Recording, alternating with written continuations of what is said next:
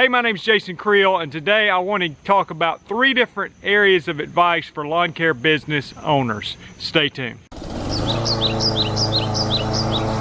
Advice bit number 1 for today. We need to remember and often be reminded that we are not paid by the hour. I can think of one instance where I had a customer and I was doing some weed control and fertilization, and it was a particular application where I was putting out a granular lime product. Now I was using a ride-on spreader, and it literally maybe took 5 minutes to do his yard. He come out and he said, what are you charging? And he was halfway joking with me. He said, you charging $60 a minute or something? You know, and it wasn't $60 a minute, even as little time as it did take. And I don't remember what I said back, but he wasn't upset. But the whole point being that sometimes your customers, and maybe even you view your own business like this, that you're an hourly service, and then here's my hourly rate, and I'm gonna be paid by the hour. And I get where some of us think that. Like, for instance, I even tell people that if you're gonna trim hedges, and let's say we charge $75 per person per hour, so I've got 2 people trimming hedges for an hour, that's $150, or 1 person for an hour, that's $75. And you don't necessarily tell them the hourly rate, you're just estimating. And I get that, and I don't think that's necessarily bad. That's not really what I'm talking about. I'm thinking about if we just look at our overall business as some kind of hourly rate, where you say, okay, if I hire an employee and I pay him $12 an hour, and yet he's making me $20 an hour, isn't that great? I'm making $8 an hour. You know what? No, I mean, one, any employee should definitely make you more than $20 an hour.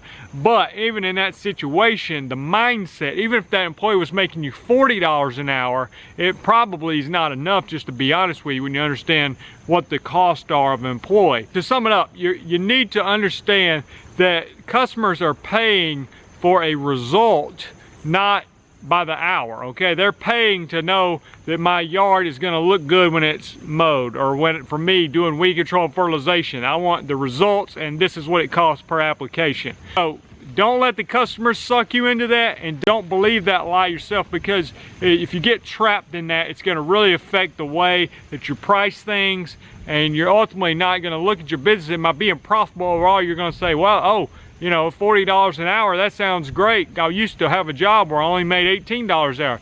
That's a totally wrong mindset, and you need to stay away from it. Bit of advice number 2, be careful who you take advice from. Okay, and this, maybe I'm contradicting myself. Maybe you question whether you should take advice from me. But, you know, I get a lot of people that tell me a lot of things about life and lawn business. And some of the ones that give me advice about my lawn business are on YouTube, and maybe people in the comments, and they, you know, they watch a video and they tell me what all was wrong in my lawn business based on what I said in the video. And most of the time, just to be honest with you, it's people that are not in the lawn business that have a strong opinion on what I did wrong. Most of the time, the people in the lawn business are able to relate to more of my situation and how I handle it. Doesn't mean I always do things right. I certainly don't. I make mistakes. But I think just in life in general, and in the lawn business, we need input on what we're doing, how we make our decisions.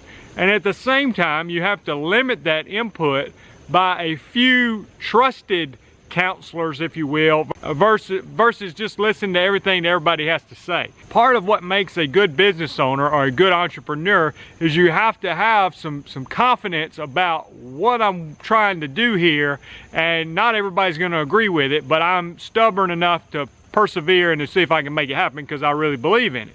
Okay, so if you're just one of these people that's always wishy-washy and, well, I don't know, if so-and-so doesn't like this, I may quit, or if, you know, you need a little bit of stubbornness about you, yet you need to be able, it's a fine balance here, because I need to be able to have a few people who I can get advice from, take their advice, and take action based on that advice without letting too many people in and clutter my mind and be able to not make good decisions. Okay, so find that 1, 2, 3 people who know what they're talking about, who you trust, who know they'll tell you what you need to hear, even if it's not what you want to hear, that can be able to pull back the reins on you and your business, or maybe even you and your personal life, to help you make those good decisions. And this is hard to do because, like I said, what makes a good business owner is they're a little bit stubborn, have a strong will, and so it's sometimes hard to take advice. Point of advice number 3, and this is something I've been influenced. I've been listening to more business books on audio, and one of them, I'll share those later. One of them was the story of the family that started Dollar General. Okay, and it talks a lot about what that was like, taking it from a family business to this billion-dollar corporation. And now I'm listening to this other book called Small Giants. It's a book, it takes a business book, and it talks about 14 companies who had a chance to be huge, go public, get bought out, be massive corporations. And just in fairness, they are big compared to like lawn businesses, but they had a chance to be massive companies, and yet they chose to remain smaller than they could have been, with the emphasis on that we want to be great and not big. And that's got me really thinking a lot about my lawn business, because I'm thinking in this situation, let's say that your main goal in your lawn business is to grow it as big as possible and to sell it for the most money possible. Okay, if that is your goal, is to sell it in, let's say 10 years from now, for the most money you can, then you need to be aggressive in growing it, get as many customers as you can, generate as much revenue as you can, and have this big business that will bring the most value when you sell it. And for some people, that is their goal. But for a lot of us, that's not our goal. Not that you might not sell your business one day, but I got to think about that. Is that what I'm trying to do? Or do I want to try to be the best lawn business I can, even if that might mean that I'm not, as big as I could possibly be? It doesn't mean I'm avoiding growth. It doesn't mean that if you're trying to get really big, you're avoiding quality. But I think there is a trade-off here sometimes. And so here's kind of what I've been thinking, and this book has influenced me on some of the conscious decisions these business owners made to not grow as fast as possible to ensure the quality. When they're talking about quality, it's not only the quality of the work, it's the quality of the place that they, the place of employment for their employees. It's the quality of the business in relationship to the community that it's involved in. They talk about a lot about these businesses, how they're involved in the community. It's the quality that they can deliver to the customers. And some of those things get compromised as you grow. And if you grow too fast, I was having a conversation yesterday about this, if you grow too fast before you're financially able to bear that growth, then basically you're financing your growth, and ultimately it can put your business at risk. So what I'm trying to do is to grow, but to grow strategically and profitably, and not just necessarily grow for growth's sake. Though, growing for growth's sake might be profitable and maybe down the road lead to some big payoff. But I'm kind of saying, you know what, I don't want to be going crazy. I don't want to just work unlimited hours. I don't want to compromise the quality to my customers. I am trying to grow. I am trying to bring employees on.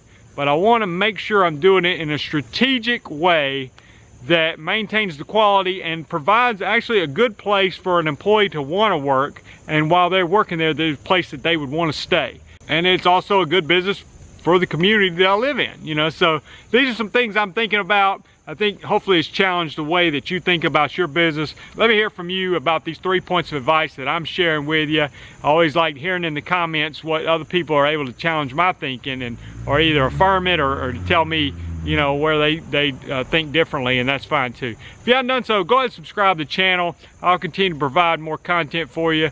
Check out these suggested videos popping up now. Thanks.